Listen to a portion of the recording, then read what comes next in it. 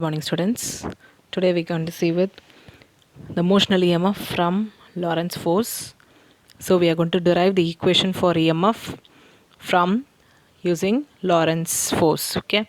For this, consider a long straight conducting rod, which is AB, and it has a length L, and it is placed in a uniform magnetic field B, which is directed perpendicularly into the plane of paper. So it acts in the perpendicular direction. The length of the rod is normal to the magnetic field. Suppose if this is a magnetic field, then the length of the rod is placed perpendicular. That is normal. The other word for perpendicular is normal. Okay. Then let the rod move with a constant velocity. Consider that the rod is moving with a constant velocity, which is denoted as V. Okay. So this is just about the things what we are considering.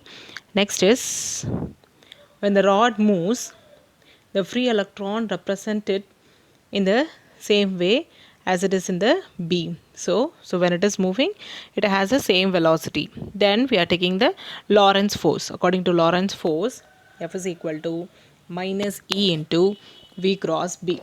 Okay, so this formula we know already because this is from Lorentz force, which we have studied already in the third lesson, is it not? So F is equal to minus E into V cross B.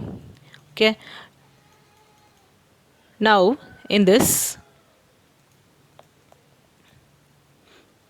if we are taking with the electric field, then the formula becomes as F is equal to minus E into E. So now we are going to equate this both the force, so FB and FE. This is minus E into V cross B. This is minus E into E.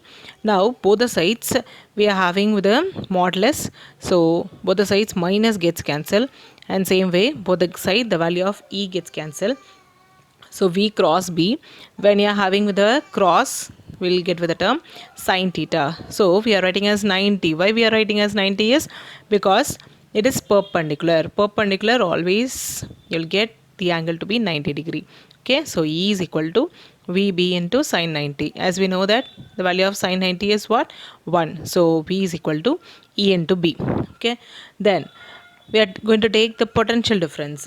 The potential difference, the formula is V is equal to E into L. Okay, now in this E, we are going to substitute this value here. So we get V is equal to VBL, where V denotes the potential difference here. Okay, now same way instead of this V, we can also write as E, where we get the equation as V is equal to BL into V. Okay, so this will be the equation which we'll be using for the EMF. Okay, so the emotional EMF E is given by BLV. So this is a diagram. This is a magnetic field and this is a length of the rod. Okay, and as I told you, E is equal to BLV. Yes, this is the emotional EMF from the Lorentz force. Clear? Next is we're going to take the motional EMF from Faraday's law and energy conservation. Same EMF, but we are going to take it from Faraday's law and the energy conservation. For this, first let us take this to be the conductor and this to be the magnetic field. Okay, and it moves with the velocity V. Now as we know, the magnetic flux is given by phi is equal to B dot A. Whenever you are having with a dot product, we'll be writing it as cos, is it not? So we are writing as BA into cos theta. Here theta is equal to 0 and so cos 0 is 1. So we get just B into A.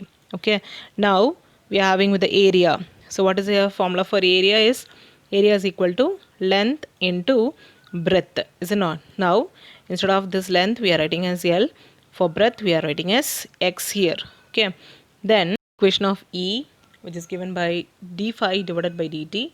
Now instead of this phi we are going to write this to be BLX. In this B and L they are constant, so we are going to take it out. So we get BL into dx divided by dt.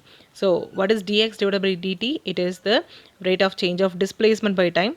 Displacement by time that denotes your velocity. So instead of this dx by dt we'll be writing as v. Okay, so we are getting the same equation as before. As this is constant, dx by dt we are writing as v. So E is equal to bl into v. Clear?